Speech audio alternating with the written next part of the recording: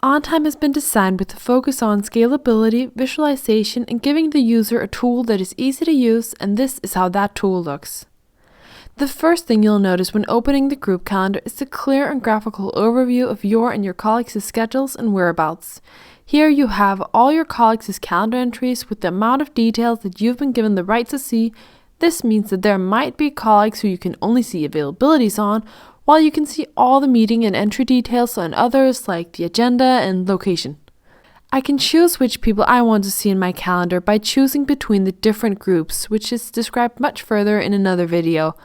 Below the groups you have the notice panel. This lets you know if you have any new meeting invitations or if any of your calendar entries have been updated. I can see here if I have anything waiting for me to take action on it. The notices are actionable, which means that I can accept, decline, or open the meeting directly from here. If I choose to accept the event, I can also add some of my own details to the event. Below the notice panel, I can see my different pulse and catering orders, which is described much further in other videos. The events in the calendar have different colors. This is what we call legends, and it describes the category of the event depending on whether it is, for example, a client meeting or working from home. In the bottom over here, you can see what the different legends mean, and you can also use them actively. If you, for example, want to focus on working from home entries, you can choose to only see those in color, making it easier to focus on them. All you need to do is use the Mark All/None button. Next, we have the navigation bar up here, which can be used to see the calendar in different ways. Firstly, there is a switch that can be used to switch between focusing on a group of people or a single person. In the person focus, you can have some people saved on the left that you can easily move around between. This quickly gives you an overview of how a person's calendar looks and when their availabilities are.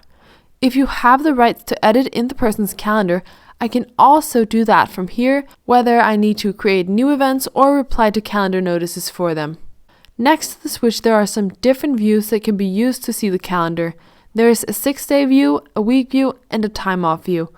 All views are configurable, so for example, when I look at my 6-day view, I can click on the arrow and I can then see I have some different options available.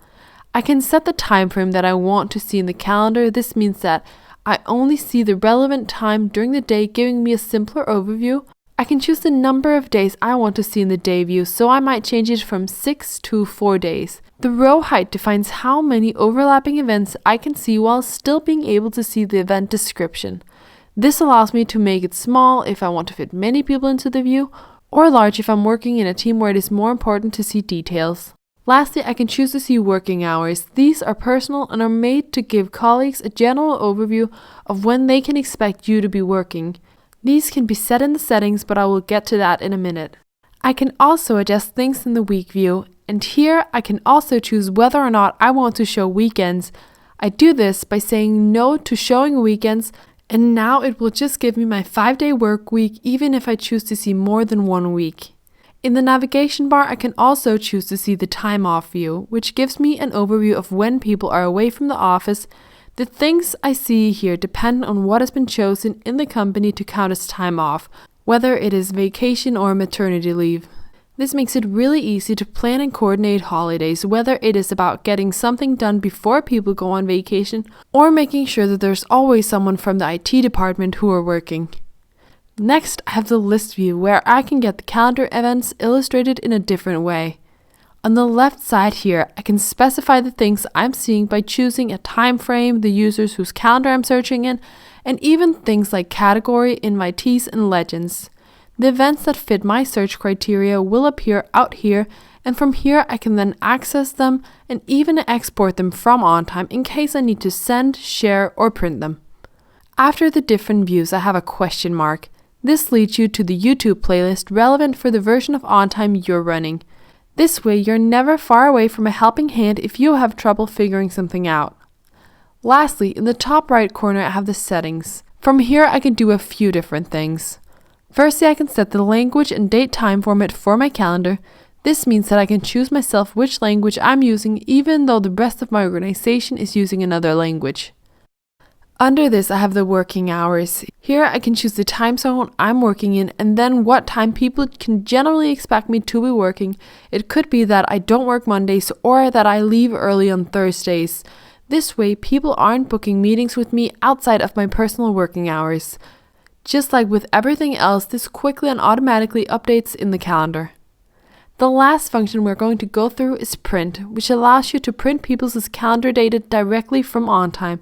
Here's how you do it. The first thing you do if you want to print is to select the different people whose calendars you're interested in. You automatically have yourself included in the selected people, but if you don't want to print your own calendar, you can deselect yourself in the Meeting Manager column here. Then you can just go up and click on the print button. Here you can firstly see how many users you have chosen, and then you can go down and choose the time period you would like the print to be off. Underneath here, you can then choose how you would like the print to look, whether you want it to be shown like the days of the week's view from the group calendar, if you want to include weekends, and if you want the print to be vertically or horizontally oriented. Then when you're done filling all this out, you can just click print and it shows you how it will look, and you can then either print it or download the document as a PDF from here. Most of the things that you can use here in the desktop client are also available when using OnTime Mobile, which allows you to stay connected even when you're on the go. This concludes this introduction video about the OnTime group calendar. Hopefully it gave you an insight into how to navigate around the OnTime interfaces and into the possibilities that the group calendar opens up to. Thank you for watching. We hope you enjoyed the video and found it helpful. If you did, please don't forget to subscribe and visit our YouTube channel for more videos like it. You can also visit our website for more information and to try it out yourself.